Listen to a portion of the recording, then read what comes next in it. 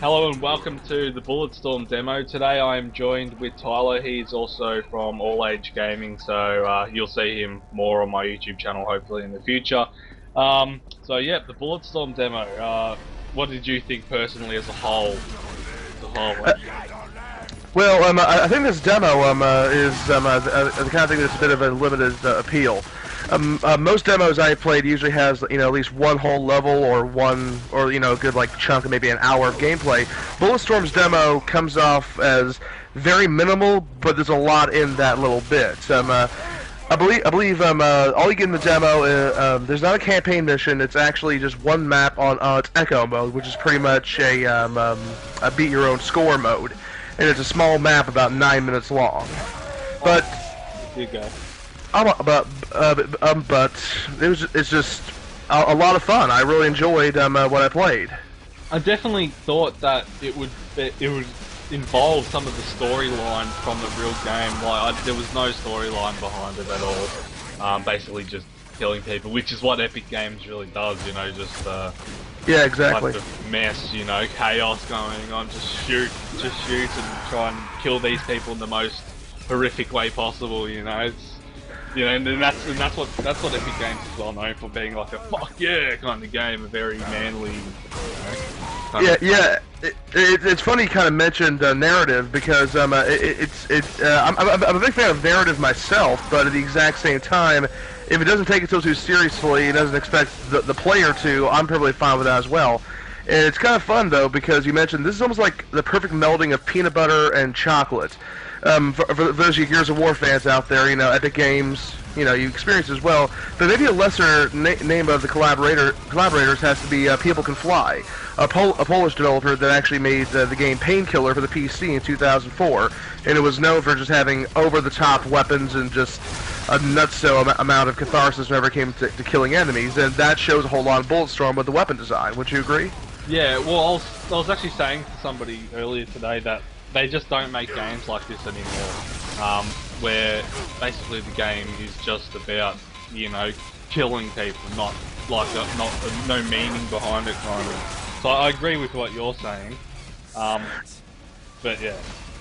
Yeah, exactly. Also, to note, Bulletstorm is definitely, in terms of gameplay, definitely different from Call of Duty. This isn't a game where you spend, a whole lot of your time, staying behind cover and just taking a few pot shots. This is the kind of game where you run in laughing at the top of your lungs with a shotgun, ready to blow somebody's head off, and getting points for it. Points. That's actually kind of fun to do. It's really weird. It's like we've kind of grown out of a point system as of recently, and Bulletstorm is bringing it back. What would you say to that? Well, in Call of Duty, you're right. It's kind of there's no that much skill involved with it. It's just shooting or throwing a grenade. There's no strategical way that you kill people. But in Bulletstorm, you've got to think about what's the quickest, most effective way I'm going to kill this enemy in the most terrific way possible to get as much points possible. And the thing I like about Bulletstorm is that you use the terrain more than in any other game. Like you can shoot at like a pile of mess and it'll fall on them and kill the enemy and that. And I think that should be used in more games as well. So. Yeah, definitely.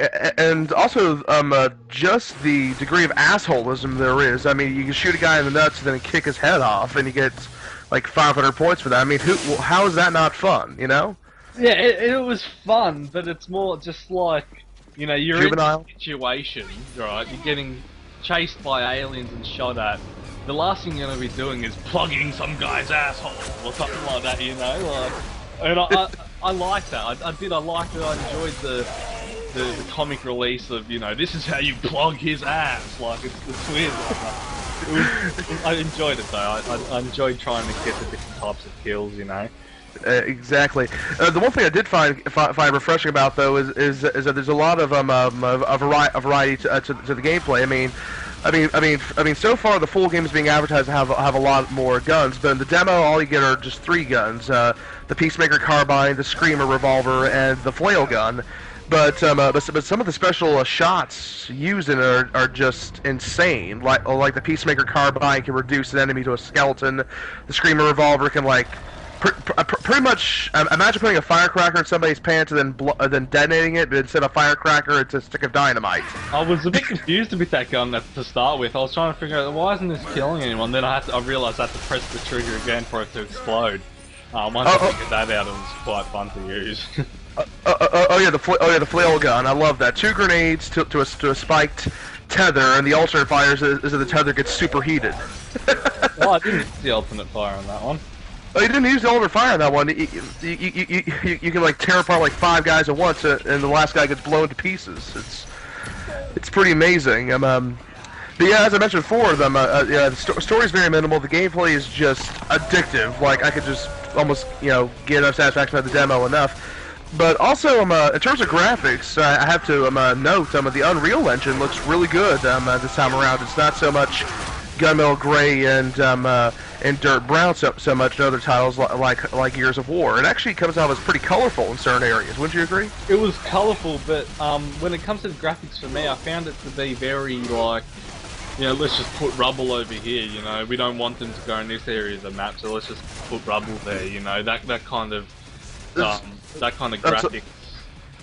So the level design came off as a bit, I don't know, lazy and by design kind of, right? Yeah, but just like the terrain of it, looked a bit like, let's just copy and paste some, floor over and over again.